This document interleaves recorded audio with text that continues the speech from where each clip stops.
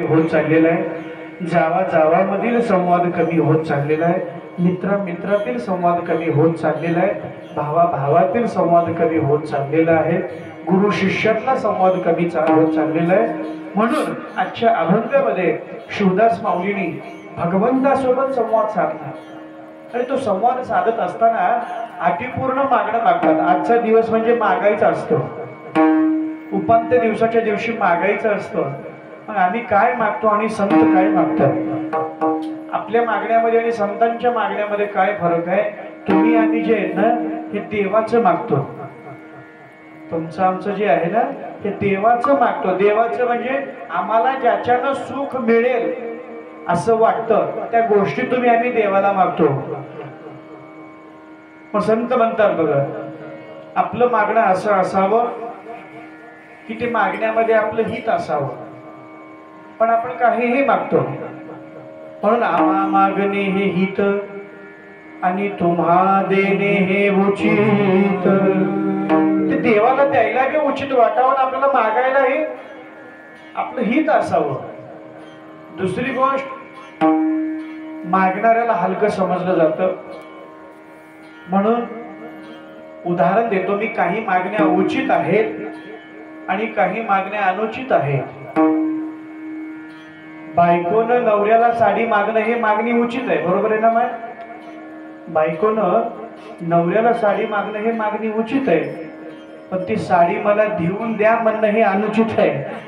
हे जसं आहे तसं काही मागण्या उचित आहेत आणि काही मागण्या अनुचित आहेत। त्या उचित मागण्यापैकी संत मागत असताना आमचं मागणं असं आहे, तुम्ही आम्ही देवाचं मागतो, तुम्ही आम्ही देवाचं मागतो। संत देवाचं मागत नाहीत, देवच मागतात। शिवाहार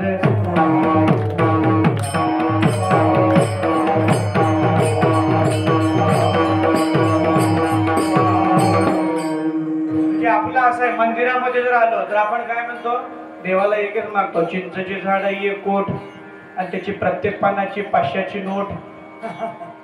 देवाला जर आपल्याला मागे देव जर प्रसन्न झाला तर आपण काय मागू देवाला? आपलं मागणं हेच आहे। जगमध्ये कुठेही बघा तुम्ही, चिंचेची झाड एक कोट, प्रत्येक पानाची 500ची नोट। किती रुपये होतील?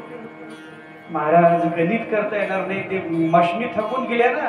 त्या कर्नाटक मधल्या कोकणातल्या मंत्र्याच्या घरी पैसे सापडले बघा, मशनी बंद पडल्या हो, एवढे पैसे सापडले। मग तसं आपले तरी एवढे आपण मागितलं जर मोजायचं म्हटलं तर मशनी काय कितीतरी मशनी थकून जातील। मग हे आपलं मागणं आहे।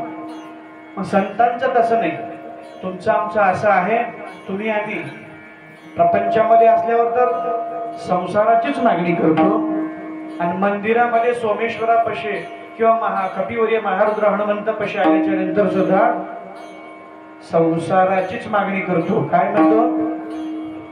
देवा माझ्या मुलीला चांगलं घर मिळू दे, सरकारी नोकरदार म्हणजे जावाई मिळू दे, माझ्या पोराला चांगली नोकरी लागू दे, मिळाली तर म्हणजे नोकरी लागली तर त्याला भरभक्कम होंडा घेऊन येणारी बायको मिळू दे। हे आपलं, माझ्या बोरला पाणी पाहिजे, शेतातल्या विहिरीला पाणी पाहिजे, आमकं टमकं तुमचं आमचं हे मागणं, हे आपलं संसाराचं मागणं आहे। तुम्ही आम्ही देवापुढं आल्यावर तर संसाराचीच मागणी करतो आणि मंदिरामध्ये देवापुढं आल्यावर सुद्धा संसाराचीच मागणी करतो। संतांचं तसं नाहीये। संत देवापुढे आल्यावर तर देवाचीच मागणी करतात आणि प्रपंचामध्ये असल्यावर सुद्धा देवाचीच मागणी करतात। म्हणले आपण मागतो बघा, आम्ही संत म्हणून म्हणतात, माझ्या मना लागोचा, हे मागतात संत। आणखी काय मागतात? मनमने महादेवा देही सज्जनांची सेवा। कारण सज्जन लोकांची सेवा मिळायला सुद्धा भाग्य लागतं बरं का। दुसरी गोष्ट, साधू संत घरी यायला सुद्धा बनले भाग्य लागतं। संत उगीच कुणाच्याही घरी जात नाही, संत आपल्या घरी यायला सुद्धा भाग्य लागतं। आणि अशासाठी म्हणतात की संत की शिवदास देखी येले, आणि शिवयोग्याची पाऊले ते पाऊल म्हणले उगी होत नाही तर बहुत सुकृतांच्या गाठी आणि तेने झाल्या संत भेटी अनंत जन्माची पुण्याई पाहिजे तर संत भेट होती. मग मी म्हणतो वाल्या कोळी पापी होता का पुण्यवान होता? पुण्यवान होता. बरेच लोक म्हणतात महाराज वाल्या कोळी पापी होता. वाल्या कोळी जर पापी असता तर त्याला सद्गुरुनाथाची भेट झालीच नसती, संताची भेट झाली नसती. आणि संताची भेट व्हायला एखाद्या वेळेस जीवनामध्ये देव नाही भेटला तर चालेल, पण जीवनामध्ये संत भेटले पाहिजे. देव भेटावा का कळावा? देव कळावा. आणि जीवनामध्ये देव कळण्यासाठी संत भेटावा. आणि जिथं संत भेटले तिथं देव कळण्यासाठी वेळ लागणार नाही. म्हणून संत मागत असताना असं मागतात की तुझं लागी हेची मागो हेची, म्हणजे त्याच्यावर बोट ठेवतात. जसे एखाद्या लेकराला आपण जत्रेमध्ये घेऊन गेलो, सिद्धेश्वरच्या जत्रामध्ये लातूरला घेऊन गेलो आणि त्या लेकराला खेळण्याच्या दुकानामध्ये घेऊन गेल्याच्या नंतर तुला काय पाहिजे बेटा, तुला जर आपण त्याला विचारलं तर ते लेकरू दुकानामध्ये जातं आणि त्याला जे खेळणं पाहिजे त्याच्यावर हात ठेवतं आणि मला हेच पाहिजे म्हणतं. तसं संत सुद्धा बोट ठेवून सांगतात की मला हेच पाहिजे. आणि हेच पाहिजे म्हणत असताना संत म्हणतात, काय म्हणतात? हेच दान दे गा देवा, हेच दान दे गा देवा,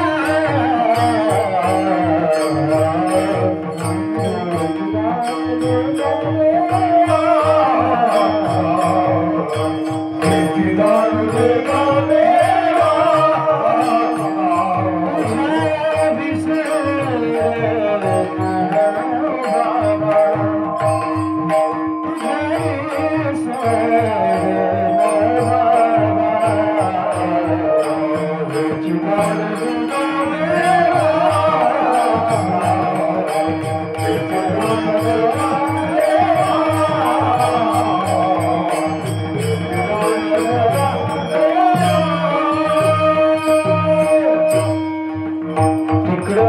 साऊंड सिस्टीम चालली तसं इथं मला वाटायला गेलं बरं का.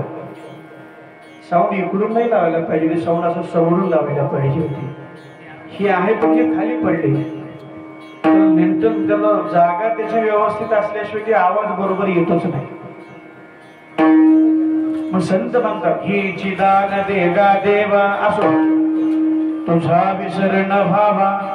पुन्हा काय मागतात? धन द्रव्य नको देवा,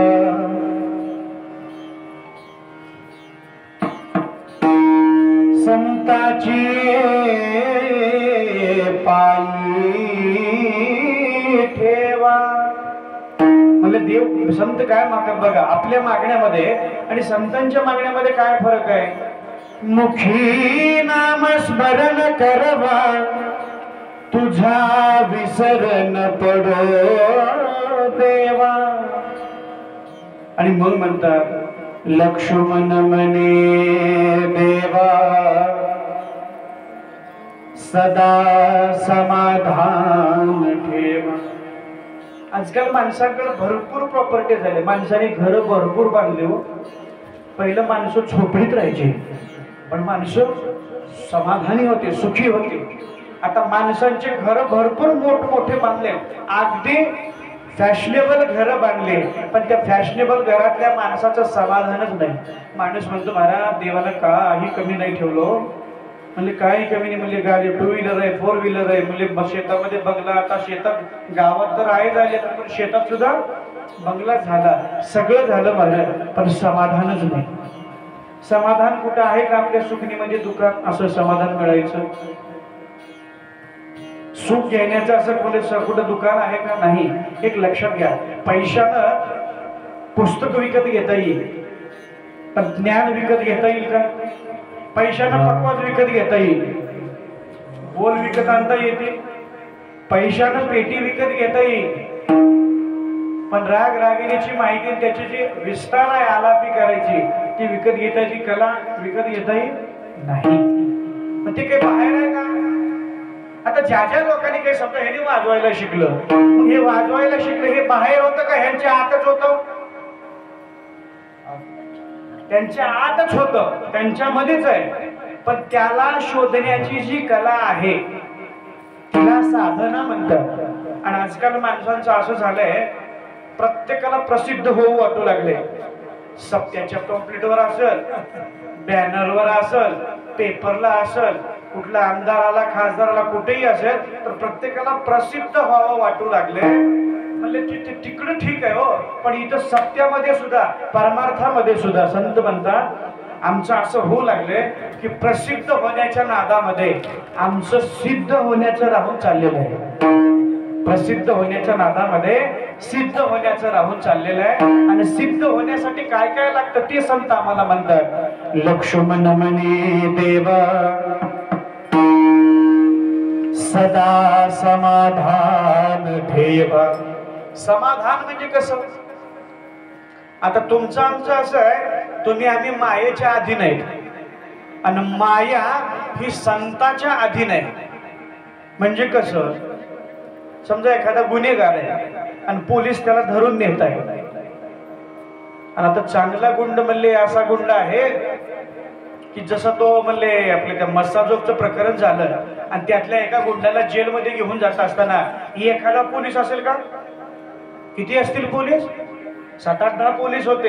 आणि 7-8-10 पोलिसांनी त्याला गोल वर्तुळाकार रिंगण केलं होतं. त्याच्यामधून तो गुन्हेगारी एकटा होता. त्याच्या हातामध्ये एक हातकडी होती, दोरीनं बांधलेलं होतं इकडून तिकडून दोन्ही हाताला. आणि त्याला घेऊन जात असताना,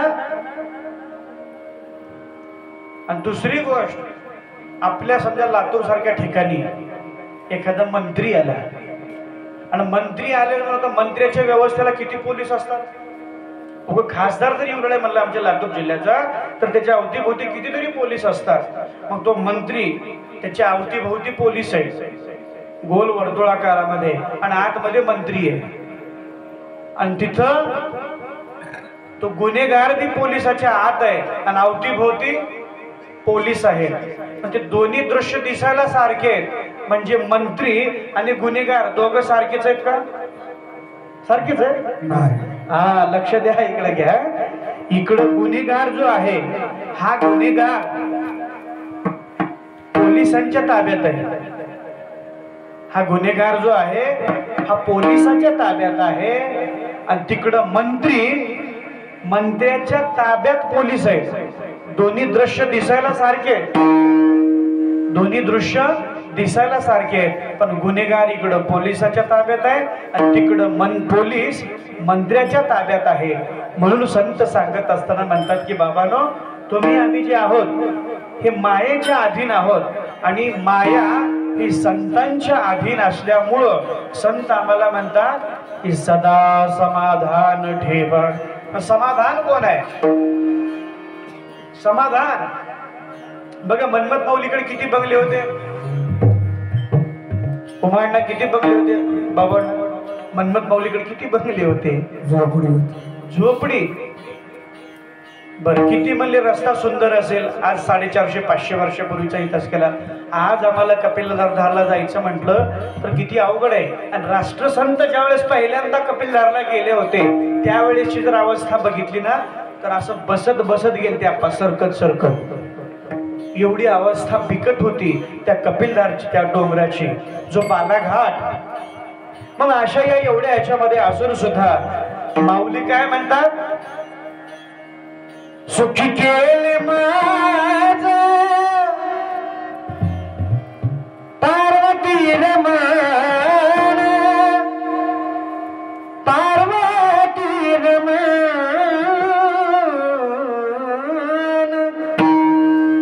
आपुले भजन देवोनिया, आपुले भजन देवोनिया.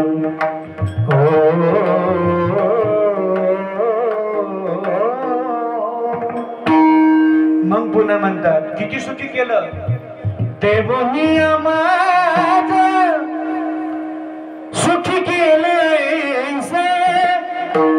पुन्हा मृत्यू फासे न लागती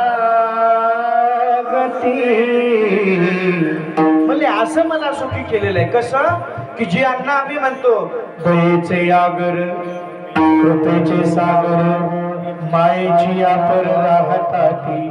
आणि मग ते संत लक्ष्मण म्हणे आमोचे ते धनी ते. हा मला कुणालाही मालक म्हणायची सवय लागली आहे, कुणालाही मालक म्हणायची सवय लागलेली आहे. आमचा मालक कोण व्हावं तर आमचे सद्गुरुनाथ. कोणाचं तरी ऐकून काहीतरी करत बसण्यापेक्षा आमच्या सद्गुरुनाथांनी जे सांगितलेलं आहे आम्ही ती तसं आचरण केलं पाहिजे, तसं वागलं पाहिजे, तशी आम्ही पूजा केली पाहिजे. पण आम्ही कोणाचंही ऐकतो, काही करतो. नवीन निघालं की माणसं नवीनच्या पाठीमागं लागतात. काही निघू द्या नवीन. संत आम्हाला सांगून सांगून थकले रे वेड्या. आता आम्ही म्हणतो एक लोटा जल सभी समस्या हो का, हे आम्ही आता म्हणतो टीव्हीवर बघून, कथा ऐकून. पण आमच्या साधू संतांनी किती वर्षापूर्वी आम्हाला सांगितलं, अरे तुम्हाला जर जीवनामध्ये सुखी व्हायचं असेल ना तर संत म्हणतात सुख देईल शंकर, करा पूजन लवकर. का तर सर्व सुखाचे भांडार तो हा पार्वतीचा वर. अरे सर्व सुखासी कोण जो धनी, ज्ञान विज्ञानावर ते जयापासून ते तू भगवंता कैवल्य दानी, वरणी महिमा श्री गुरुचा. आणि म्हणजे त्या श्री गुरुने आम्हाला सांगितलं जीवनामध्ये जर सुखी व्हायचं असेल तर संत म्हणतात आम्ही हे मागितलं पाहिजे. तुम्ही आम्ही मंदिरामध्ये असल्यावर तर संसाराचीच मागणी करतो, प्रपंचामध्ये असल्यावर प्रपंचाचीच मागणी करतो. संतांचं तसं नाही, मंदिरात असल्यावर देवाचीच मागणी आणि प्रपंचामध्ये असल्यावर सुद्धा देवाचीच मागणी. म्हणून म्हणे मन्मथ शिवलिंगा देही चरणापाशी जागा. ती जागा जर मिळवायची असेल तर संत म्हणतात निजू नका, निजू नका, निजू नका जागा जागा, निजू नका जागा जागा, निजू नका, निजू नका, निजू नका जागा जागा, निजू नका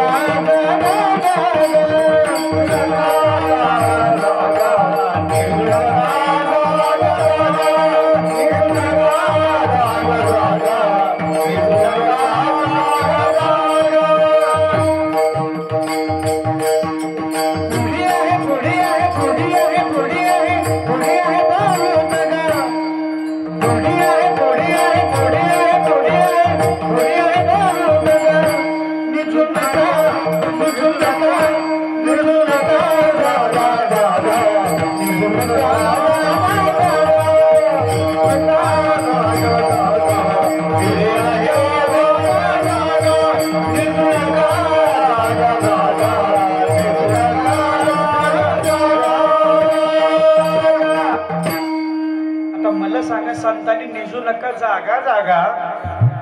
जागा म्हणजे कशाबद्दल जागा केलं आपल्याला. आता जागा म्हणजे झोपलेल्या माणसाला जागा करता येतं, पण ज्यांना आता काही काही माणसं बघा डोळे उघडे घेऊन झोपतो. कोण डोळे उघडे ठेवून झोपतो? कोण झोपतो? काही काही माणसं डोळे उघडे ठेवून झोपतात ना, पण डोळे उघडे ठेवून झोपतो कोण माहितीये का? घोडा. तुम्ही घोड्याला बघा, कधी घोडा कधी झोपलेला बघितलाय का? कधी बसलेला बघितलाय का? आणि ज्या मालकाच्या दारातला घोडा बसला, मालक त्याला दुसऱ्या दिवशी त्याचा बाजार करतो, कारण ते अशुभ लक्षण आहे घोडा आपल्या दारात बसणं. मग घोडा कधीच बसत नाही, ते सारखं म्हणले 4 पायापैकी एका पायाला ते आराम देत असतो. बघा तुम्ही घोडा थांबल्यावर रात्री कधी, आणि घोडा कधीच डोळे झाकून झोपत नाही, ते डोळे उघडे ठेवून झोपतो. मग ज्याचे डोळे उघडे त्याला जागा करावं म्हटलं तर करता येईल का? दुसरी गोष्ट, कशाबद्दल जागा करतात आपण? धर्माबद्दल जागी आहेत का आपण? कानाबद्दल तर जागी आहेत का? बरं, डोळ्याबद्दल आपण जागी आहेत का? आपल्या त्वचेबद्दल आपण जागी आहेत का? आपल्या जिभेबद्दल आपण जागी आहेत का? नाही ना. का? जर जागी असतो तर मंदिरात आपण सुपाऱ्या, तंबाखू, गुटखे खाल्ले असते का? मंदिरामध्ये येऊन, अनुभव मंडपामध्ये, शिवानुभव मंडपामध्ये येऊन नाही. आम्ही जागे नाही. आणि तुम्ही कधी मस्जिद मध्ये जाऊन बघा, मी नेहमी सांगत असतो ते बिलकुल आतमध्ये घेऊन जात नाही मस्जिद मध्ये. आणि आमचे लोक मंदिरात येऊन मंदिराच्या वट्यावर, पायरीवर बसून तंबाखू चोळत चोळत म्हणतात आजचा महाराज आला का नाही र? चुना लावत तंबाखूला. किती वाजता कीर्तन उभा टाकणार आहे? आमचं बोलणं हे आहे. पण जागे आम्ही कशाबद्दल आहोत आणि संत आम्हाला जागा कशाबद्दल करतात? संत म्हणतात निजू नका जागा जागा आपल्या स्वधर्माने वागा. आणि जर नाही वागलो ना बेट्यानं पुढे आहे बहुत गाला. म्हणून संत मागत असताना देवाला असं मागतात की ते मागण्यामध्ये आपलं हित असलं पाहिजे आणि ते देवाला द्यायला उचित वाटलं पाहिजे. आम्ही तेच मागतो. दुसरी गोष्ट मी नेहमी म्हणत असतो, मागायला अक्कल लागते. अक्कल नक्कल करायची म्हटली तर सुद्धा दुसऱ्याची अक्कलच लागते. अहो प्रत्येक गोष्टीला अक्कल लागते. अक्कल फक्त एका गोष्टीला लागत नाही, ती म्हणजे दुसऱ्याची निंदा करायला. शिवहार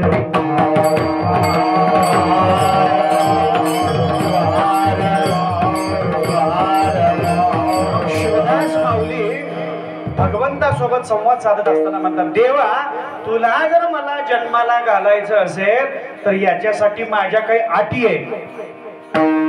अटी म्हटल्याबरोबर देवाच्या कपाळावरती आट्या पडल्या. देवाच्या कपाळावरती आट्या पडल्या.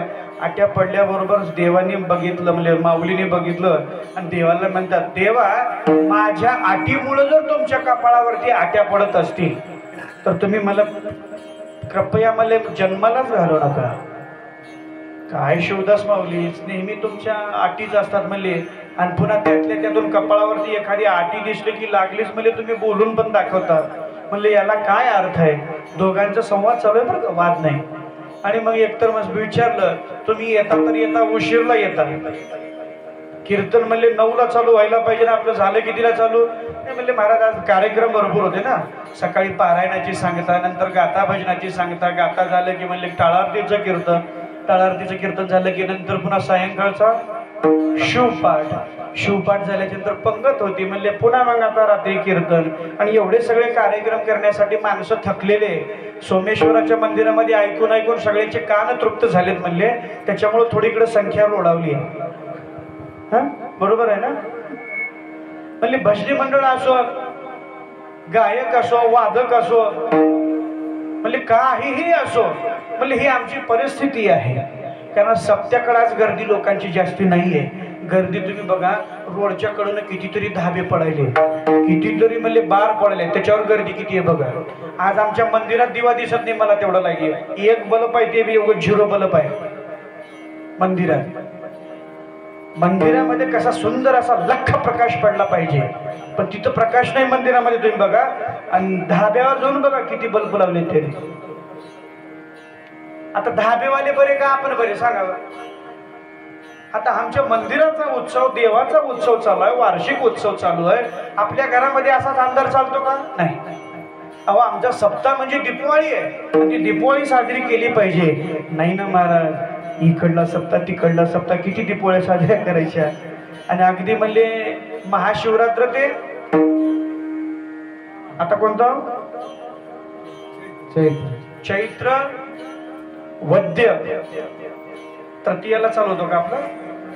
बरोबर आहे. हा म्हणजे त्याच्यामध्ये किती फारसा अंतर नाही म्हणले. आणि मग त्याच्यामुळं नाही रे बाबा नो, संत म्हणत असताना म्हणता आम्ही जागा असलं पाहिजे. मग शिवदास माऊलीला म्हटलं, एकतरी येता ते येता उशीरला येतात पुन्हा आटी घालता म्हणले, हे तुमच्या आटीमुळं तर तुमचं आमचं जमना गेले. स्पीकरच नीट पाहिजे, पकवाजाच नीट पाहिजे. आणि नेमकं म्हणले आमच्या नशिबाला म्हणले आज 6 दिवस पकवाजा रोज होता इथं, आणि म्हणले आजच म्हणले बरं तरी पण म्हणले आमचे कुठले महाराज इथे पकवाज वादक? इथलेच सारोळून आलो का? आता आज चला का रोज येतो? आज चला म्हणले महाराज. ती बी म्हणले आज तुमच्यामुळं बोलावण्यात आलंय. म्हणले इकडं सगळे माणसाची अवस्था जोड लावली. ठीक आहे असू द्या, खूप गोड म्हणले माणसं आहेत सगळे आपले. आणि मग काही माणसाला सवय असते, म्हणजे माझ्यासारख्या मनासारखं काम मिळालं तर करतो. माझ्यासारख्या माणसाला सवय काय असते?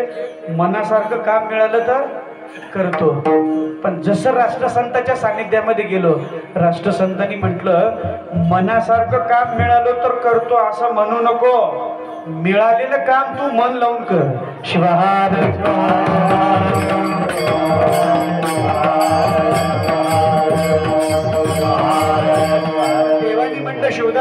तुम्ही असं म्हणता, आटी म्हणले की तुम्हाला राग येतो, म्हणले का हो असं?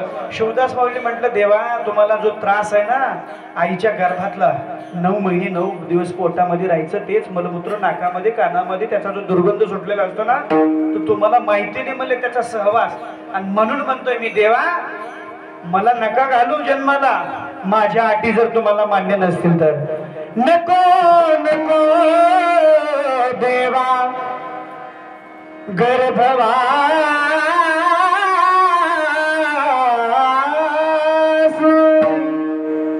का फार झालो कसा विसर. मग काय आता हे वेळ खूप झाला की हो, 10:20 झाले.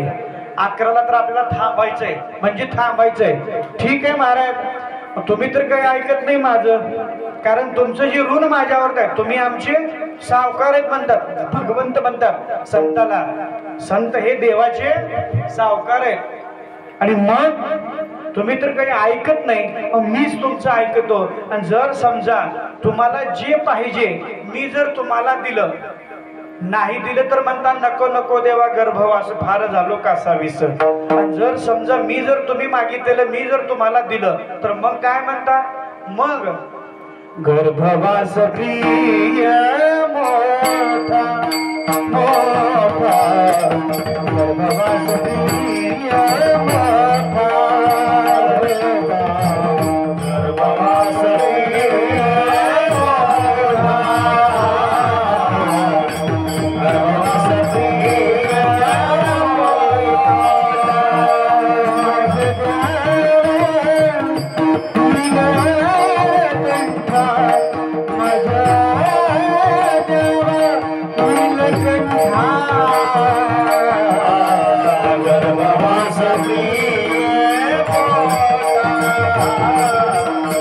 गर्भवास प्रिय मोठा, गर्भवास प्रिय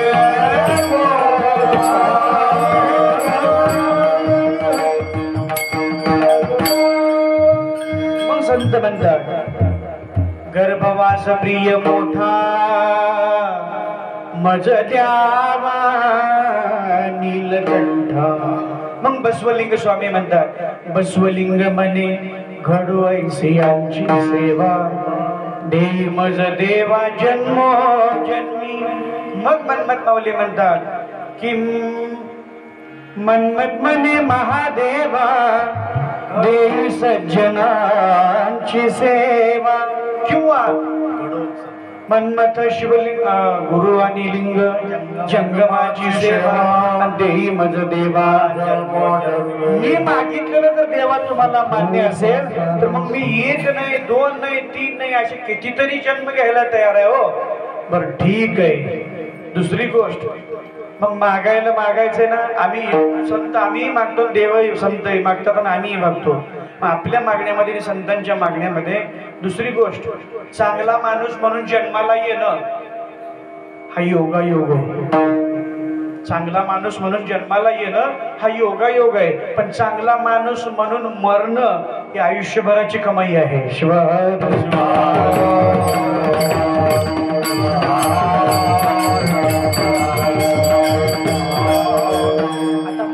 चांगला किंवा वाईट कशावर ठरवायचं? कपडे फिपडे चांगले घातला, पांढरे शुभ्र स्टार्च केले कपडे घातला म्हणजे चांगला का? का दिसाय गोरा गोमटा नाका डोळ्यामध्ये नीटस आहे म्हणून चांगला का? नाही. चांगला माणूस कुणाला म्हणावं? समजा एखादी माणूस जर मरण पावला आणि गावातले जर लोक म्हणत असतील, हळहळ व्यक्त करत असतील, अरे अरे अरे खूप चांगला माणूस होता हो, भला माणूस होता, कोणाच्याही कामाला धावून जायचा, गावातल्या लोकांनी हळहळ व्यक्त केली की समजायचं तो माणूस चांगला आहे. आणि समजा गावातले जर लोक म्हणत असतील, बरं झालं रे गावातली बल्ला गेली, असं जर म्हणत असतील तर समजायचं तो माणूस म्हणले आपण ओळखायचा ओळखले म्हणले. आणि आजकाल लोक ओळखायला खूप हुशार झाले, ओळखायला अवघड जातच नाही. पण काय ठीक आहे, पण ओळखणं आजच्या युगामध्ये खूप कठीण आहे. कारण आजकाल असं झालंय, हिऱ्याच्या बाजारी, शब्द ऐका बरं का, हिऱ्याच्या बाजारी काच होय हिरा, आज रत्न पारखी कमी झाले, नवीन काही निघालं की लोक त्याच्या मागे सोंग घेऊन चालले झालं. नवीन काही निघालं, खरा संत खरा महाराज अजून कळालीच नाही. राष्ट्रसंत 104 वर्ष घालवले आमच्या राष्ट्रसंतांनी, तरी सुद्धा माणसं कळाली नाही. एवढं 104 वर्षापर्यंत राष्ट्रसंतांनी सांगितलं बेल वाहत असताना पालता बेल वाहा म्हणून. बरोबर आहे ना? नाही, सगळे माझ्याकडे गोळे असे करून बघायले. म्हणले पालथा नाही हो महाराज, जसा झाडाला लागतो तसा वाहा. आम्ही कालच्या महाराजाची कथा ऐकतो आणि लगेच बेल पालता मंदिरामध्ये जाऊन वाहतो. याला काही अर्थ आहे का? आमच्या ग्रंथामध्ये जे सांगितलेलं आहे, आमच्या धर्मग्रंथामध्ये जे सांगितलेलं आहे, आमच्या सद्गुरुनाथांनी जे सांगितलेलं आहे, आम्हाला कोणाचीही ऐकायची सवय लागलेली आहे. कोणाचंही ऐकण्यापेक्षा आमच्या साधू संतांचं ऐकावं. माणसं नको नको ते नियम पाळतात, नको नको ते नियम पाळतात, पण जीवनामध्ये बरेच लोक मायबाप पाळत नाही. नको नको ते नियम पाळतात पण मायबाप पाळत नाही. आणि ज्याने मायबाप पाळले त्यांना दुसरा कुठला नियम पाळायची गरज नाही. शिवाहार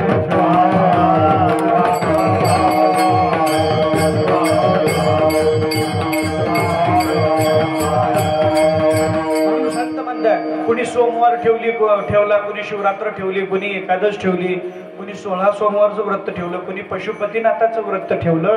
पण जगामध्ये सुखी तोच झाला ज्यानं घरामध्ये मायबाप ठेवलं. तर माणसं आजकाल घर मोठी बांधतात पण घरामध्ये मायबाप राहत नाही. मी बघितलेली घटना सांगू. एका माणसानं सुंदर घर बांधलं आणि त्या घरामध्ये माय कुठं होती म्हणून बघितलं. आम्ही सहज म्हणजे दिंडीमध्ये गेलो होतो. त्या गावाचं नाव सांगत नाही, नाहीतर त्या गावातून तुमची सोयरी निघायची, मला ताप व्हायचा. पुन्हा घर बांधलेलं त्या घरात आम्ही सकाळी पहाटे गेलो होतो कार्तिक पौर्णिमेला. आता कुठेतरी स्नान करावं, कपिलधारमध्ये गर्दी असते म्हणजे एखाद्या शेतात जाऊन, शेतात मस्त बंगला बांधलेला होता. आणि आता कार्तिक पौर्णिमेच्या जसं आता सध्या गरमी आहे तसं गरमी असते का? अगदी कडाक्याची थंडी शिवाळणार. आणि त्या कडाक्याच्या थंडीमध्ये घरातले मालक जो होता तो मस्त बसलेला आहे. आई, त्याची बायको, तो, त्याचे लेकरं. आणि माईला मात्र गोठ्यामध्ये ठेवलाय, पत्राच्या शेडमध्ये. पत्राचं शेड सुद्धा नीट नव्हतं, वरी 4 पत्र. आणि ती म्हातारी तिथं बसली आहे.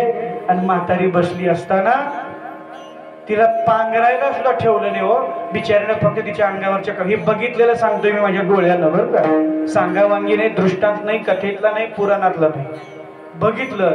आणि मग मी विचारलं, मी म्हणलं हे कोण आहेत? कोणी बाहेरगावचे माणसं आहेत का?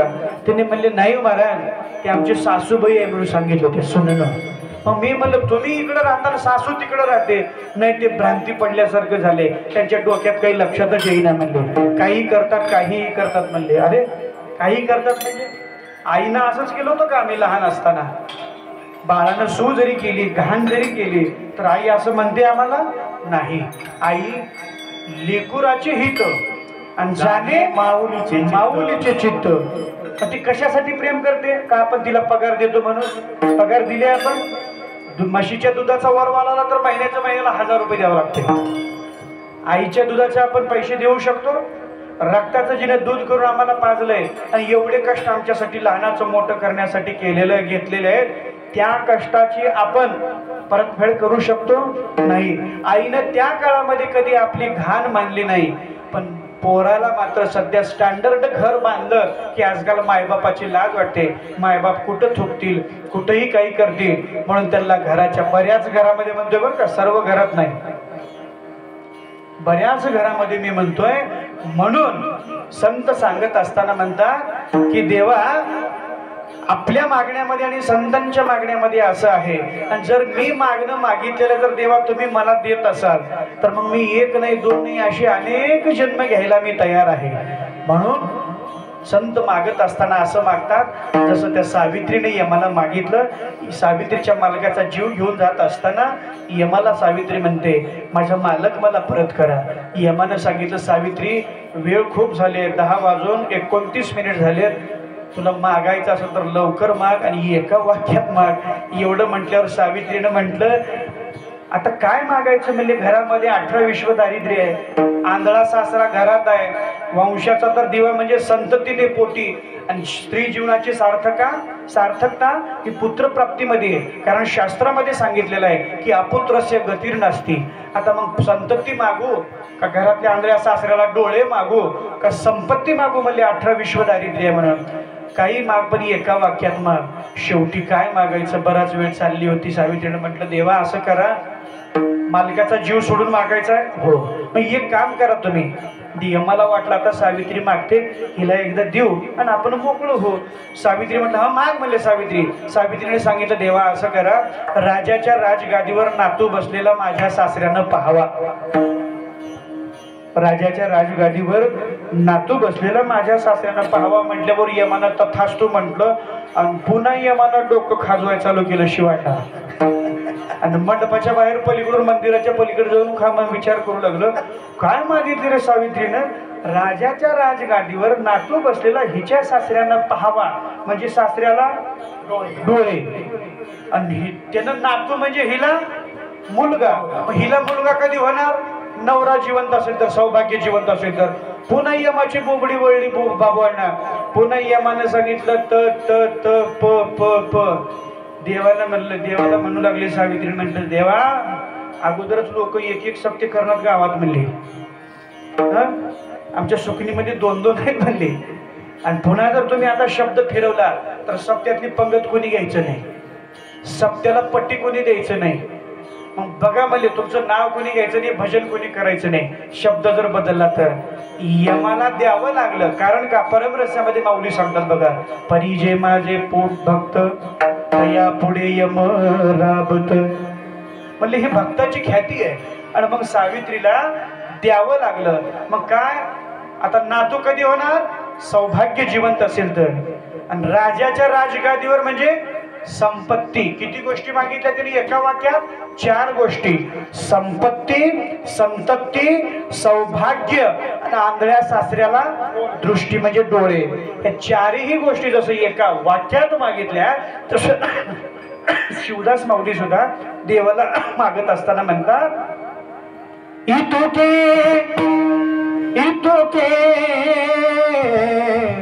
देगा तो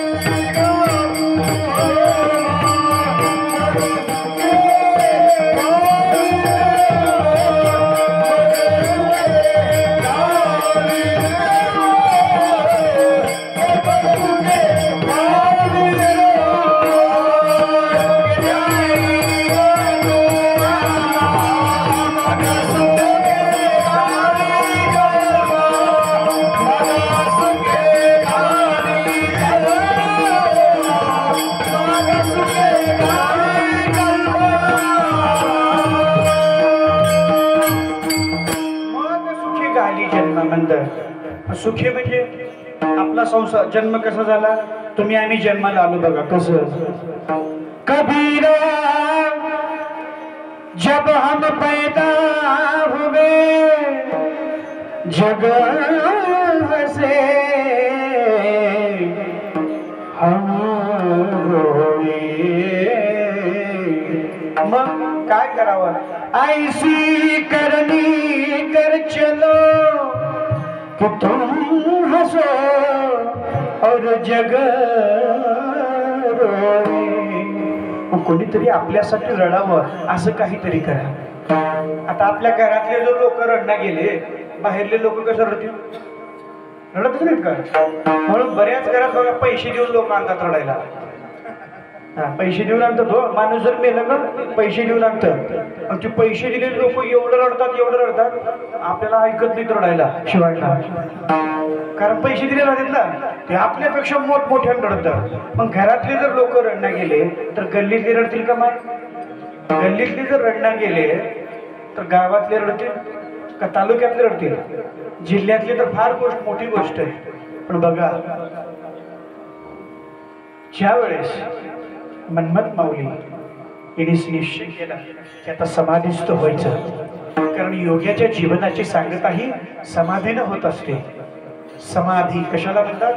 सम आधी, आधी होता तसा होणं म्हणजे समाधी. आणि मग समाधीस्थ व्हायचं म्हटल्याबरोबर अनेक शिष्य प्रामुख्यानं आहे, पण त्यापैकी सदाशिव आणि रामानुज हे 2 शिष्य गेले आणि माऊलीचे पाय धरले, मन्मथ माऊलीचे, आणि विनंती केली माऊलीला, वियोगाचे दुःख देवो नका. वियोगाचे दुःख नको, कारण तुमचा आम्हाला वियोग सहन होत नाही. राष्ट्रसंताचा वियोग आपल्याला सहन झाला नाही. ज्यावेळेस राष्ट्रसंतांनी निर्णय घेतला की आता समाधीस्थ व्हायचं, तर समाधीस्थ व्हायचं म्हणजे शेकड्यानं हजारो लोक तिथं भक्तिस्थळावर जमले. त्या ताराच्या कुपाटीनं आले हो. लॉकडाऊन मध्ये एवढी गर्दी असताना सुद्धा कदाचित तो आपल्या गावचे सुद्धा कितीतरी मंडळी असतील, आणि तिथं आल्यावर बघितले आणि सगळे हजारोच्या संख्येनं समाज जमला. लॉकडाऊन मध्ये जिथं 2 माणसं एकत्रित यायला बंदी होती, शासनानं तेव्हा सांगितलं होतं 2 गज की दूरी, मास्क लगाना हे जरुरी. एवढं सांगून सुरक्षित अंतर ठेवा म्हणून सुद्धा गर्दी अशी जमली. ती न्यूज चॅनल झी 24 तासवाले, IBN लोकमतवाले हे सगळी जमली, ती गर्दी दाखवत होते. आणि मग ते जगाचं लक्ष लागलं अहमदपूरच्या भक्तिस्थळाकडे. एवढी गर्दी कशामुळं? तर भक्तिस्थळावर एवढे लोक जमा झालेत का? तर कुणीतरी राष्ट्रसंत शिवलिंग शिवाचार्य महाराज, एक योगी महात्मा शिवयोगी, त्याने समाधीस्थ व्हायचा निर्णय घेतलाय. मग नांदेड जिल्ह्याचे कलेक्टर आणि लातूर जिल्ह्याचे कलेक्टर गेले, त्यांनी विनंती केली, आपा असं नका करू. एवढेच भक्त नाही हो, 6 महिन्याचं लेकरू घेऊन एक बाई तिथं आली होती. त्यावेळेस आम्ही तिथं होतो. तुम्ही बघा लक्ष करून भजन चालू केलं होतं तिथं. मी भजन चालू केलं आणि बरेच एक 6 महिन्याची बाई, आता लेकराला 6 महिन्याच्या लेकराला घेऊन एक माऊली आली आणि तिला म्हणलं आका एवढ्या लहान लेकराला तुम्ही इथं घेऊन कशाला आलात? आणि नाही मान, ते अहमदपूरचे महाराज समाधी घेणार आहेत मन, आणि एकदा जर माझ्या त्या लेकराला त्यांच्या पायावर घातले, पायाचं दर्शन जर झालं लेकराचं माझ्या, तर माझ्या लेकराचं आयुष्य उजळून जाईल, भाग्य उदय यायला येईल. कारण आज भाग्य उदय आले संत पाहून तसं माझ्या लेकराचं भविष्य भाग्य उदयाला येईल. मी म्हणलं एवढ्या गर्दीमध्ये कोरोना काही होत नाही म्हणले. आणि मग तेवढ्या गर्दीमध्ये मी आले, सांगतो कशासाठी. आणि त्याच्यातले बरेच लोक आप्पाला विनंती करत होते की आपण समाधीस्थ होऊ नये. आणि मग पण एक लक्षात घ्या, संत येतात ही आपल्या मर्जीवर आणि जातात ही आपल्या मर्जीवर. संतावर कोणाचीच मर्जी चालत नाही, कोणाचीच. उगी म्हणत नाही आम्ही भीष्माचार्य जे म्हणतो राष्ट्रसंतांना, त्याच्या पाठीमागचं कारण फार वेगळं आहे. मग ते आपल्यासारख्या कातड्याच्या डोळ्याला दिसेल का? दिसत नाही. त्याला ज्ञानांजन लावणी केला पाहिजे, त्याला ज्ञानचक्षू लागतात. आणि मग मी सांगतोय कशासाठी, कोणीतरी आपल्यासाठी रडावं जर वाटत असेल तर दुसऱ्याच्या सुखाचा हिताचा विचार केला पाहिजे. ज्या राष्ट्रसंताला मठाच्या ओटीत कधी टाकण्यात आलं होतं, महाराजांच्या पदरामध्ये ओटीमध्ये, लेकराचं दूध प्यायचं तुटते का माय? किती वर्षाला तुटते? 10 वर्षाला? किती वर्षाला? 2 वर्षाला? 2 वर्षाला, 1.5-2 वर्षाला, 2.5 वर्षाला घ्या, 2-2.5 वर्षाला लेकराचं दूध प्यायचं तुटतं.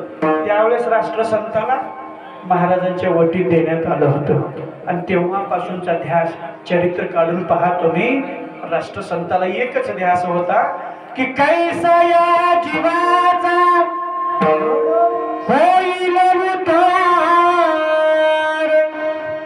याच्यासाठी त्यांनी आपला संपूर्ण देह चंदनासारखा देह झिजवला. आणि मग त्याची जर जाणीव ठेवायची असेल तर आपण नीतीनं वागलं पाहिजे.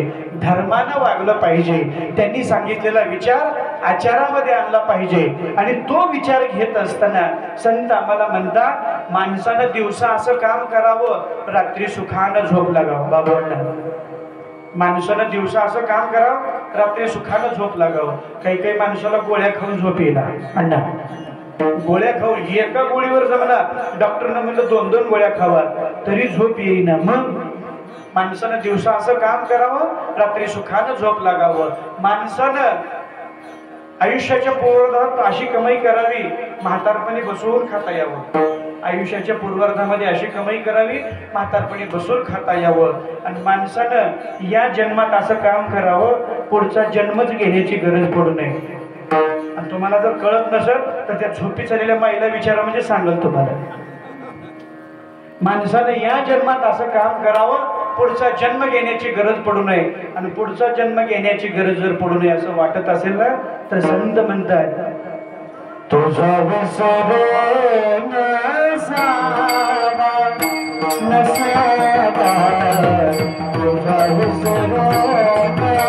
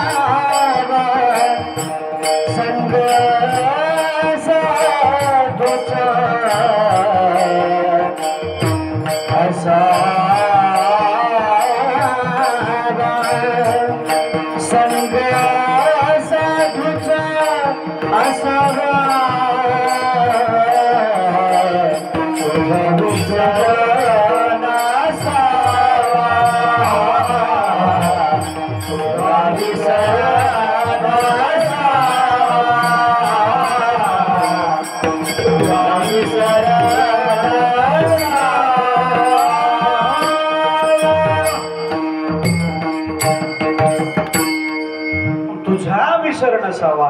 मग भक्ताला परमेश्वराचा विसर पडू नये, पत्नीला आपल्या पतीचा विसर पडू नये, पतीला आपल्या पत्नीचा विसर पडू नये. एका गावात काय झालं, एकाच्या जीवनात म्हणजे एकाच्या पदरात बायको मिळाली त्याला. पण बायको अशी मिळाली, त्या बायकोला काहीच येत नव्हतं, काहीच येत नव्हतं. पण त्यांना असं म्हटलं, पदरी पडलं आणि पवित्र झालं, पदरी पडलं आणि पवित्र झालं. त्याला स्वयंपाक येऊ नये, भाजी येऊ नये, काही येऊ नये. म्हणून तिनं काय केलं, तर हिला पोरीला काही येत नाही म्हणून तिची 60 वर्षाची माय तिच्यासोबत आली होती. कारण आपल्या पोरीला काहीच येत नाही ना. मग दररोज म्हणले तर काय करावं, म्हणजे मला फार फजिती असते. बायकोला जर घरामध्ये काही येणं गेलं तर म्हणजे नवऱ्याला बरोबर अर्ध काम करावं लागतं घरी. असं सगळ्याच्या घरी तसंच आहे नाही ना? नाही, इथं नाही, आमच्या स्वप्नामध्ये नाही. मग ते बायको तशी होती.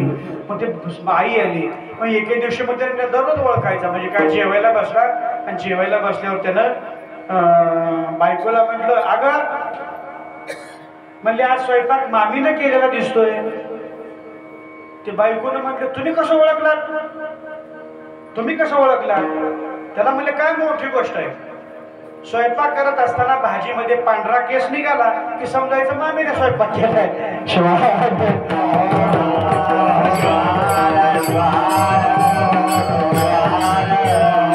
जर काळा केस निघाला तर स्वयंपाक, पण तू केला नाहीस ते बरं झालं, कारण तू स्वयंपाक केलास तर तो खायच्या लायकीचाच राहत नाही. मी सांगतोय कशासाठी, पतीला पत्नीचा विसर पडू नये, पत्नीला आपल्या पतीचा विसर पडू नये. गावाला काय आवडतं हे महत्वाचं नाही, गावाला आवडतं तसं बायाने वागू नये. आपल्या नवऱ्याला जे आवडतं ते वागावं, नवऱ्याला जे आवडतं ते वागावं. ठीक आहे, आपले महाराज आपल्याला किती आवडतात विशेष नाही, आपण आपल्या महाराजाला किती आवडतो हे विशेष आहे. आणि याच्यासाठी संत म्हणतात, तुझा विसर नसावा. आणि म्हणून ज्ञानेश्वर महाराज त्या सिद्धेश्वराच्या पायापाशी समाधिस्थ झाले का, तुझा विसर नसावा.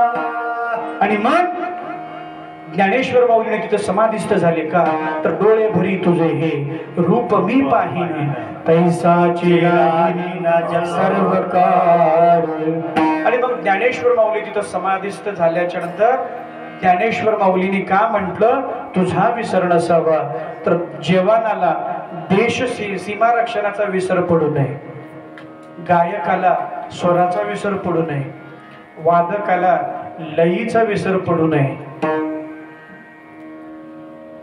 श्रोत्याला झोपेचा विसर पडू नये आणि कीर्तनकाराला वेळेचा विसर पडू नये. शिवाहार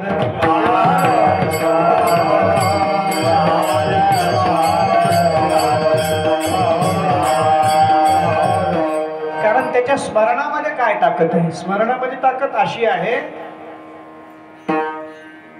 माऊली म्हणतात परमरहस्यामध्ये स्मरण आणि विस्मरण याच्यामध्ये काय फरक आहे.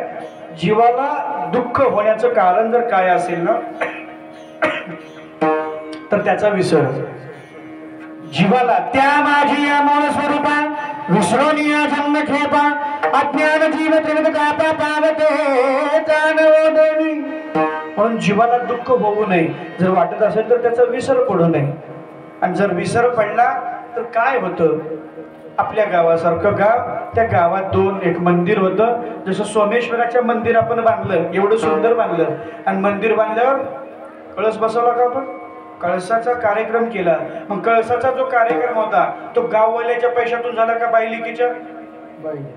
बाईलिकीच्या. बाईलिकीचा पैसा, सगळ्या बाईलिकी आल्या कळसाच्या कार्यक्रमाला. जे बिचारे एकदा लग्न होऊन नांदायला गेलेल्या कधीतरी यायच्या, पण त्याच्या मैत्रिणी सगळ्या ज्या होत्या त्यांच्या गाठी भेटी कधीच व्हायच्या नाही. आणि योगायोगानं सोमेश्वराच्या मंदिराच्या कळसाचा कार्यक्रम असल्यामुळं सगळ्या बायलिकी आल्या. जे लग्न होऊन 10-10, 15-15 वर्ष नांदायला गेलेल्या त्यांच्या गाठी भेटी नाही, पण मंदिराच्या कलशारोहणानिमित्त आल्या, भेटी झाल्या. भेटी झाल्यावर ते विजय कजागी बसल्या मंदिरामध्ये, बोलू लागल्या. बोलता बोलता विसर विसर सांगतोय. आणि विसर पडला संसारामध्ये तर किती फजिती होती बघा. किती वेळा व्हावे फजिती म्हणतात संत. फजिती करून येण्याकरता हा जन्म नाही, फजिती टाळायचं आहे. आणि जमल्या मैत्रिणी, आणि मग म्हणल्या दोघी तिघी मैत्रिणी एकत्रित जमल्या. बाई हिचं कसं, तुझं कसं, तिचं कसं, खूप चांगलं आहे, सगळं चांगलं आहे. लेकरं मुलं बाळ प्रॉपर्टी, सासू सासरे नणंद दीर सगळं चांगलं आहे. पुन्हा बारी आली कोणाची? मालकाची. आणि पुन्हा एकमेकाला म्हणल्या तुझे मालक कसे आहेत बाई? झोपलेल्या मावशीने सांगितलं माझे मालक खूप चांगले, माझे मालक खूप चांगले. दुसरीला विचारलं बाई तुझे मालक? तिनं म्हणली माझे मालक तर खूपच चांगले आहेत म्हणली, खूपच चांगले आहेत. तिसरीला विचारलं मैत्रीला बाई तुझे मालक? तिने म्हणली माझे मालक तर देवच आहेत म्हणली बाबूंना, माझे मालक तर देवच आहेत. पण पहिलीने म्हटली माझे मालक खूप चांगले आहेत पण थोडा ते विसरभोळा स्वभाव म्हणली माझ्या मालकाचा. दुसरी म्हटली मग माझे मालक सुद्धा त्यातलेच आहेत म्हणली. तिसरी म्हटली तुम्ही दोघी काही एवढा हळू बोलू नका, माझे मालक सुद्धा त्यातलेच आहेत म्हणली. मग पहिलीला विचारलं बाई तुझे मालक किती विसराळू आहेत? काही नाही म्हणले, आमचे मालक किनगावला आमच्या पिंट्याला बाजारला घेऊन गेले. किनगावचा आहे ना बाजार, किनगावला बाजारला गेले आणि पिंट्याला किनगावच्याच बाजारामध्ये सोडून आले म्हणले, पिंट्याला किनगावच्या बाजारात सोडून आले म्हणले. दुसरी म्हटली बाई तुझं बरंच आहे, तुझ्या मालकापेक्षा माझे मालक. म्हणले का? आम्ही आमच्या पाहुण्याच्या वास्तुशांतीला गेलो होतो म्हणले, सुकणीला पाहुण्याच्या वास्तुशांतीला गेलो होतो आणि माझ्या मालकानं मला सुकणीमध्ये सोडून आलं म्हणले. हा. तिसरी म्हटली बाई तुमच्या दोघीचं पण बरं आहे. म्हणले का? कारण माझे मालक, तिसरी मैत्रीण म्हणते माझे मालक मला दिवसातून किमान 3 ते 4 वेळेस मला विचारतात म्हणले काय की तुला कुठं तर बघितल्यासारखं वाटतंय म्हणले, तुला कुठं तरी बघितल्यासारखं वाटतंय. मग मी त्यांच्या लक्षात आणून देते म्हणले. मग कसं आणून देते लक्षात? ते म्हणतात मला म्हणजे तुला कुठं तर बघितल्यासारखं वाटतंय. मी म्हणते म्हणले अहो लग्नात म्हणते ते एवढ्यावर गपचूप बसत आहेत म्हणले शिदवाडला. पुन्हा मला विचारतात म्हणले तुझ्या लग्नात का माझ्या लग्नात? शिवाहार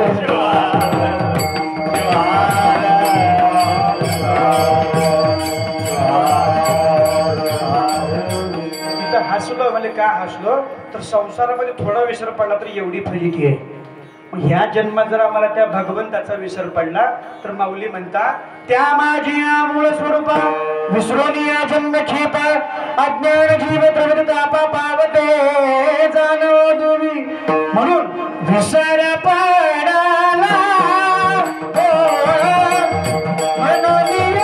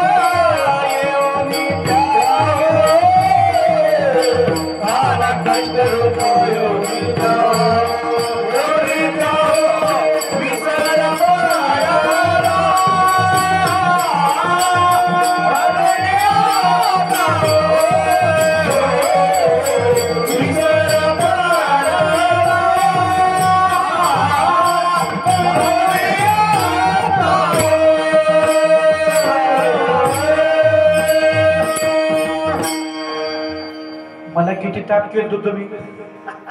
मी म्हणलं आता तुम्ही म्हणता म्हणून मी गपची बसलोय. शिवायला माझ्याकडे बघलोय. लय ताप असतो हो याचा बी. म्हणून म्हणतो मी विसर पाडला म्हणून आणि मग नाना कष्ट रूप योनी त्या हो माणसाला विसर पडू नये. आणि याच्यासाठी संग साधूचा असावा. साधू का संधी साधू, असे संधी साधू भरपूर आहे. आणि संधी साधू लोकांना तुकाराम महाराज म्हणतात बघा, ऐसे कैसे झाले भूतो साधू अंग लावो नियाराक डोळे झाकून म्हणजे अंग लावो नियाराक. स्वतःला साधू म्हणून घेणारे भरपूर आहे. स्वतःला गुरु म्हणून घेणारे भरपूर आहे. गुरुगुर करणारे तर भरपूर गुरु आहेत. गुरुगुर करणारे तर भरपूर गुरु आहेत. मग गुरु कुणाला म्हणावं?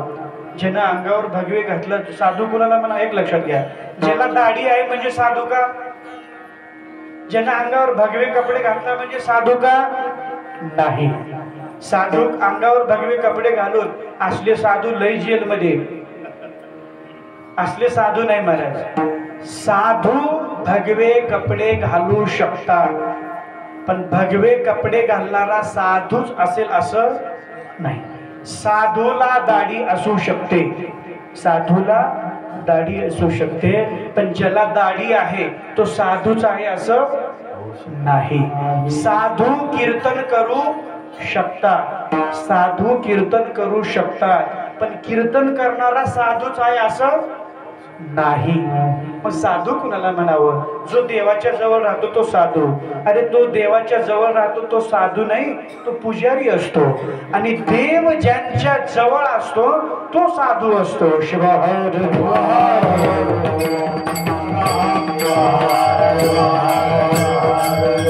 आम्हाला सांगतात संत, ज्याला शोधित गेलो दुरी त्याने दाविले मज माझारी.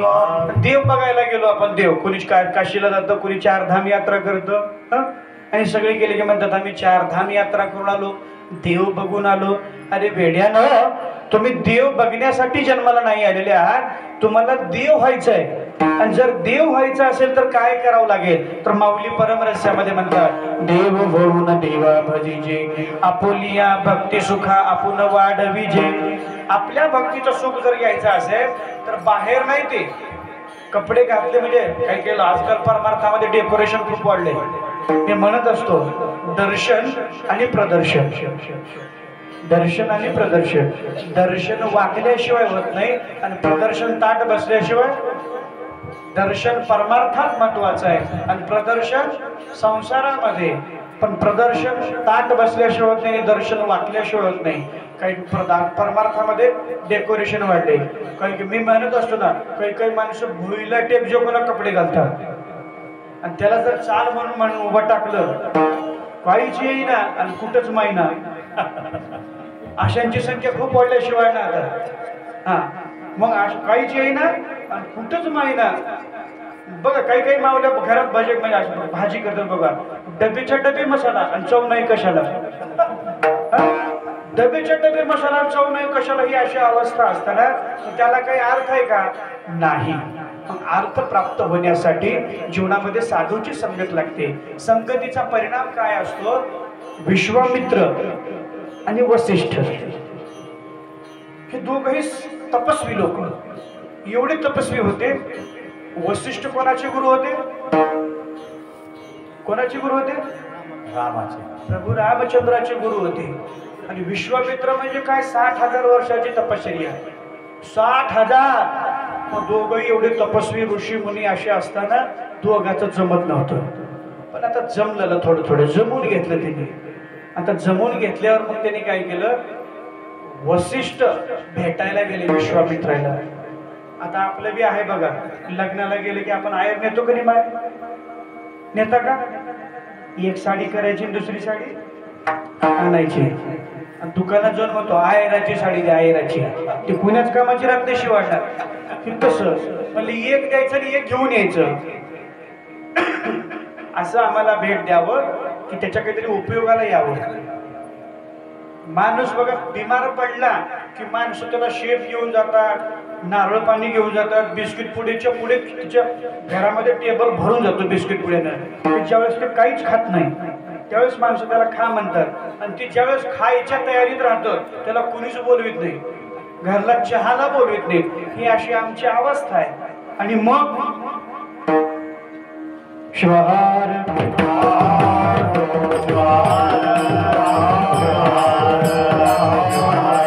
वसिष्ठ गेले भेटायला. मग हे आमची आयर्दी एक करायचं आणि एक आणायचं. हे बी भेटीला गेले. मग भेट अशी द्यावी त्याचा काहीतरी उपयोग असावा, सदुपयोग जीवनामध्ये. माणूस बिमारी जर असेल ना तर त्याला फळं घेऊन जाण्यापेक्षा तुम्ही एखादी 500ची नोट त्याच्या हातात घालून या, जेणेकरून तो विलास तरी करेल. 100ची घाला, 50ची, तुम्हाला जे घडेल यथाशक्ती त्याचा उपयोग व्हावा. एखाद्याची परिस्थिती नाही म्हणून बरीच माणसं हो दवाखान्यात जाण्या वाचून दुखणं अंगावरच काढतात. आणि जर जाण्याखाली जर बघायला जाणाऱ्या माणसाला जर त्याला हातात पैसे घातले तर त्याच्यापासून किमान त्याचा विलास तरी होईल. तसं मग विश्वामित्राच्या भेटीला गेले वसिष्ठ. 1-2 दिवस राहिले, 4 दिवस राहिल्यानंतर निघाले. आता निघाल्याच्या नंतर विश्वामित्राने ठरवलं आता आपण काहीतरी भेट द्यावं. काय द्यावं भेट? आता वसिष्ठ बी फार मोठे म्हणजे ऋषी आहे. त्यांनी काय केलं, 1000 वर्षाच्या तपश्चर्याचं पुण्य भेट दिलं. गेले पण ते पुण्य भेट घेऊन गेले. पुन्हा विश्वामित्र वसिष्ठाच्या भेटीला गेले. आता विश्वामित्राला वाटलं बघून म्हणले मी 1000 वर्षाचं पुण्य भेट दिलं होतं, आता वसिष्ठ काय देतात भेट. सगळ्यांचं लक्ष लागलं आणि 4 दिवस जाऊन राहिले. निघाले विश्वामित्र की वसिष्ठांनी काय केलं, अर्धपळ संत संगतीचं पुण्य भेट दिलं. किती? अर्धपळ, 1 पळ सुद्धा नाही, अर्धपळ.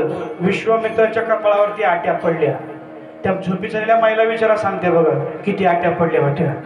आणि मग आट्या पडल्या बरोबर विश्वामित्राला वसिष्ठांनी म्हटलं तुम्ही वेळेवर जाऊ नका म्हणले, वेळेवर जाऊ नका, कारण अर्धपळ संत संगतीचं पुण्य तुम्हाला माहिती नाही म्हणले. त्यांनी म्हणले कसं माहिती नाही? 1000 वर्षाच्या तपश्चर्याचं पुण्य जास्त का अर्धपळ संत संगतीचं? म्हणले 1000 वर्षाचं. म्हणले आपण वाद घालायचा नाही, कारण वाद घालायचं नाही आपलं आता ठरलंय. म्हणले चला जाऊ ब्रह्मदेवाकडे. गेले. ब्रह्मदेवानं बघितलं ते दोन्ही ऋषी उरलेले ते जपी तपीत म्हणले, आणि त्यांनी लगेच समाधीस्थ बसले.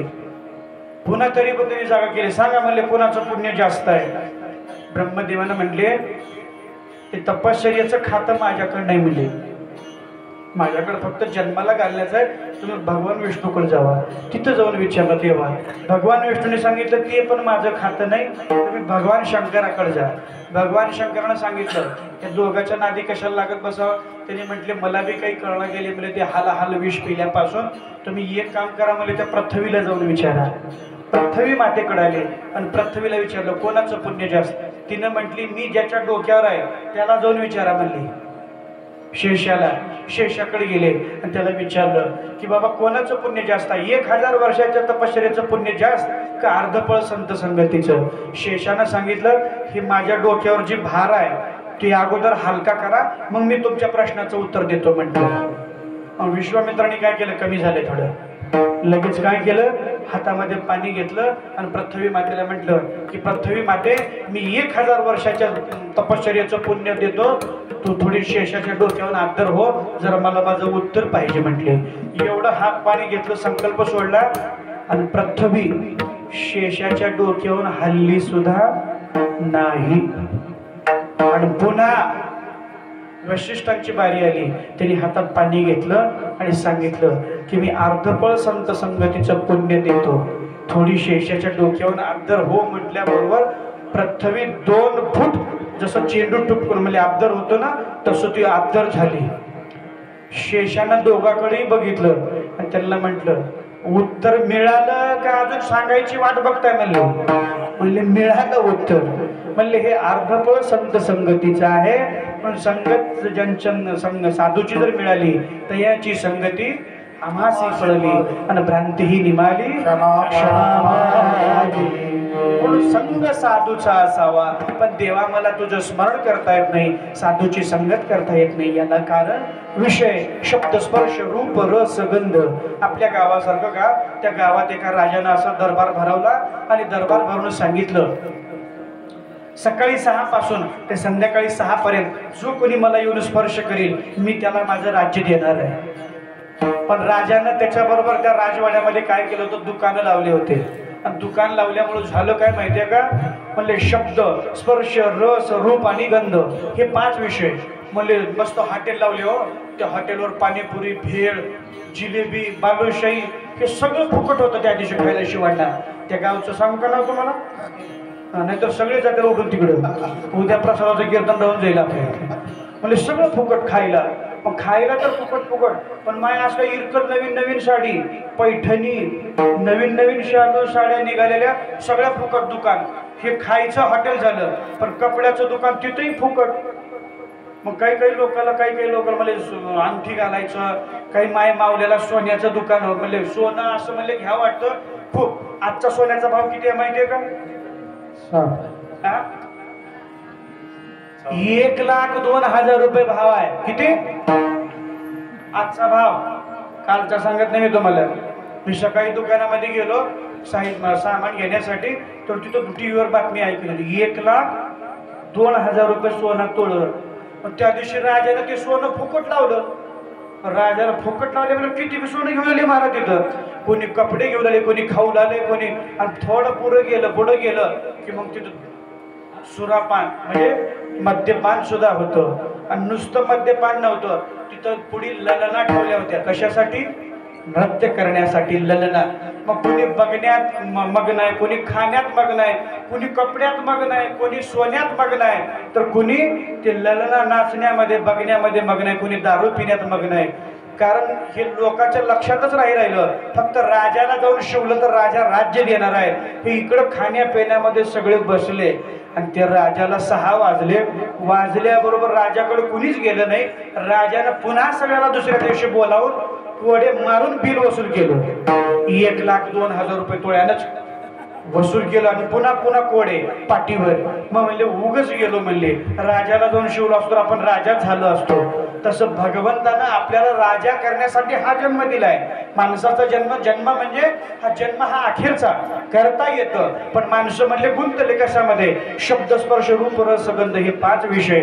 आणि ज्या विषयामुळे मला तुझं स्मरण करता येत नाही, साधूची संगत मिळत नाही ना देवा. नको नको विषय काही म्हणी,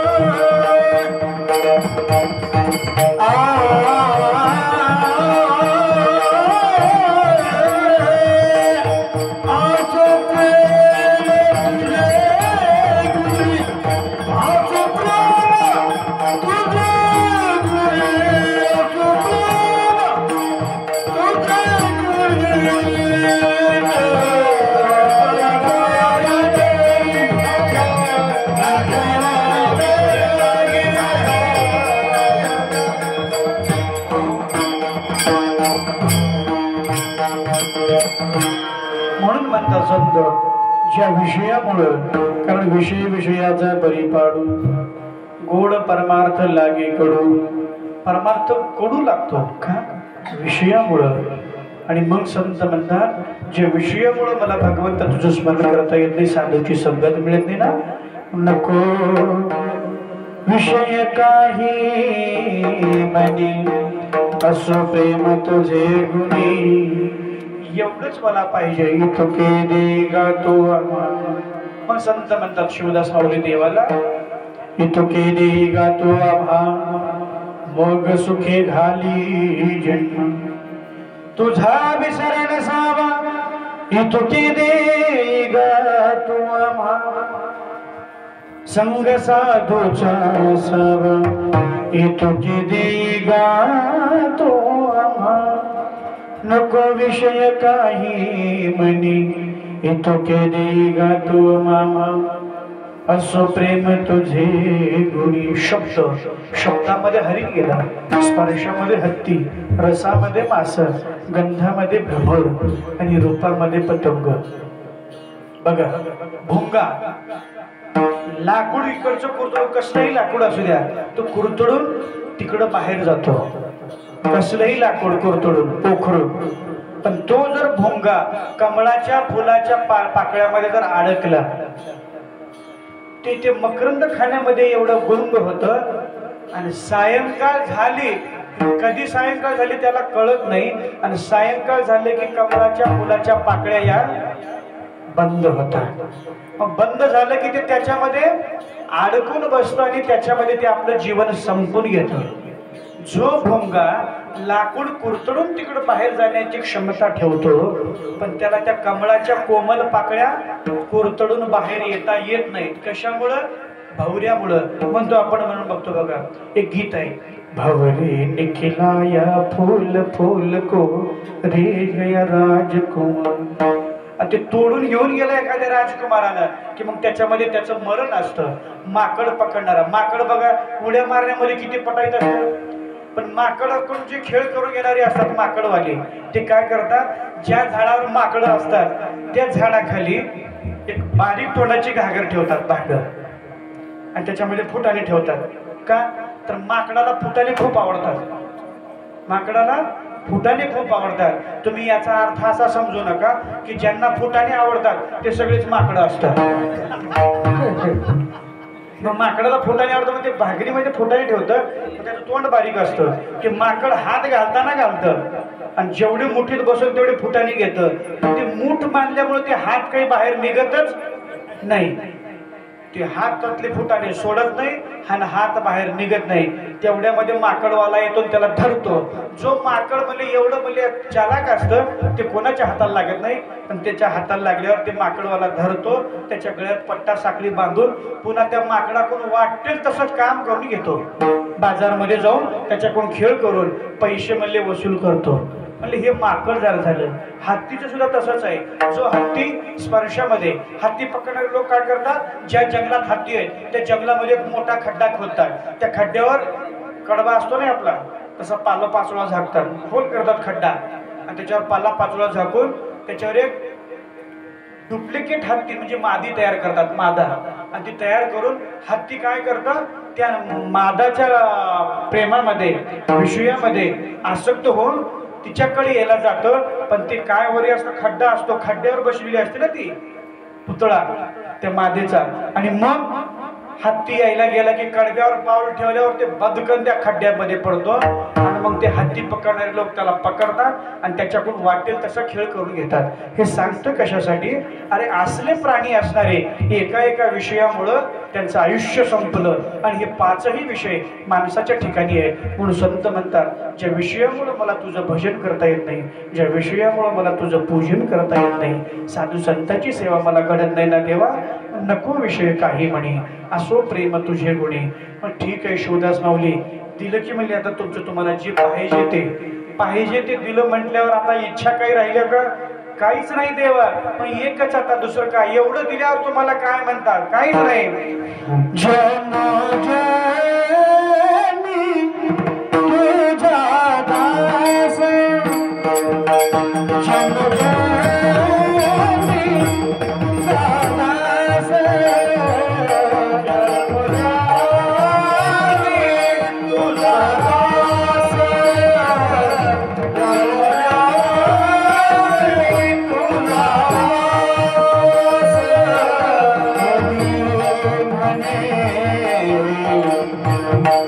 शिवदास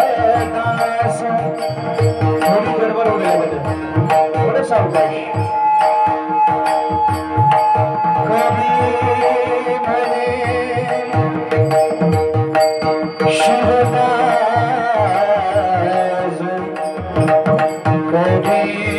म्हणे शिवदास